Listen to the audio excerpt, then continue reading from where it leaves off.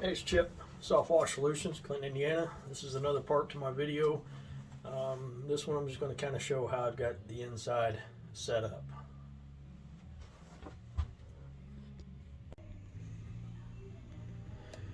Alright, so this is just to kind of answer some questions and show the inside of the trailer a little bit. The first thing on the floor, it's not paint, it's a liquid rubber membrane. I'm going to experiment with this, see how it does. I did have an epoxy down that had the flake in it, but I hated it. It was slick when it was wet. Just didn't look good. It looked dingy. It was in the trailer when I bought it, and I just didn't like it. So this year I went with a rubber membrane. It's supposed to seal everything, waterproof everything, so we'll see how long it lasts. So I've got 5 GP hose reels. I got storage hose on the bottom, window washing hose, power wash hose will go here, 5/8 chem hose, and 3/4 supply hose. They've all got motors on them. In the nose up here in the front, I get these at Harbor Freight, and this has got all the extra supplies and stuff that I need. This is why you want to build your own trailer. You have what you need, you know how to fix it, you know where to go when something breaks. When you buy these pre-built units, you know, and if you don't know how to fix them, you're going to have a lot of issues out here because stuff's going to break, stuff's going to leak. If you don't know how to fix it, you're going to have a lot of downtime. So I encourage everybody, build your own, learn how to do it. It just makes life a lot easier. I've got these little storage bins. I got at Menards. They've got different fittings and different things in them. 5-gallon soap buckets. I got these from a local car wash for free. I get as many as I want. I got a spigot on it. These are just different soaps, degreasers, and other things I won't mention that I use. So this is my 30-gallon soap tank down here. So if I need to mix on the fly, I can pull out my soaps, degreasers. And then up here are my powders. Make your own degreasers. You know, I will say that when you're ordering these degreasers off everybody, you're paying stupid hazmat shipping prices, and it's because it's sodium hydroxide or potassium hydroxide. You can buy this stuff in bulk and mix your own. Make your own degreasers. Just be careful. This stuff can really burn you, but make your own. Quit wasting money on hazmat shipping charges for everybody's snake oil degreasers. Make your own.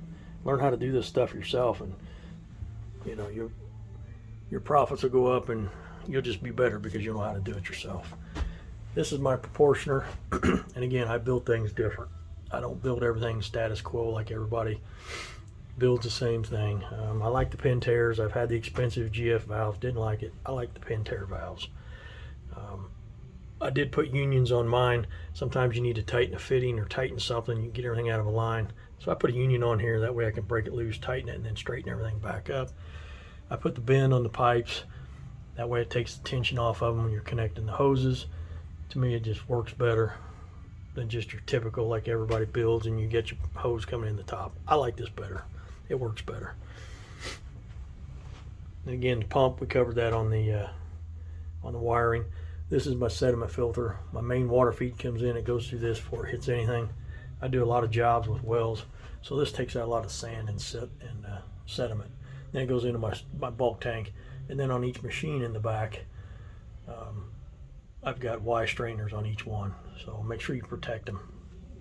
The way I've got this set up, this is my bulk SH tank, and I've got this set up so that I can pull either into my manifold, or I can pull, and it goes over here into my soap tank. I can refill this out in the field if I need. As I talked before, this red line here, this is a vent line. And this goes, I've also got a red vent line on this, and it goes up and it vents outside my trailer. I've had comments about that. Everything is vented in here. And again, this is my transfer pump. This is what I use. It'll pull SH, fill my soap tank, or I can shut everything off with a couple valves, and I can pull water out of my tank, and I can flush it. And I like these heavy duty switches here. This goes back to my window cleaning unit back here. This valve turns the water on and off to the window cleaning unit. And again, somebody commented about not being able to walk around in here. that was priority on this build. I wanted to be able to get down both sides of this water tank. So again, it's just a bucket, and I got a tote there. You pull it out, and the same thing over here on this side. I can easily get down the side of this one over here too. That was priority for this one. I wanted to make sure that I could get down both sides of the tank. These here, these are just vinyl fence rails or fence posts, and I just use a hole saw to cut them in the top, cut holes in the top. I got one over here, and they hold your canned stuff really nice, keep it in place, keeps everything from rattling around. So again, that's kind of pretty much, and I also got 110 volt lights in here, LED lights I can plug in out on the front. So when I'm working in the shop, I can have nice lights in here. But I've also got 12 volt lights, so when I'm out in the field, I can kick on the 12 volt lights.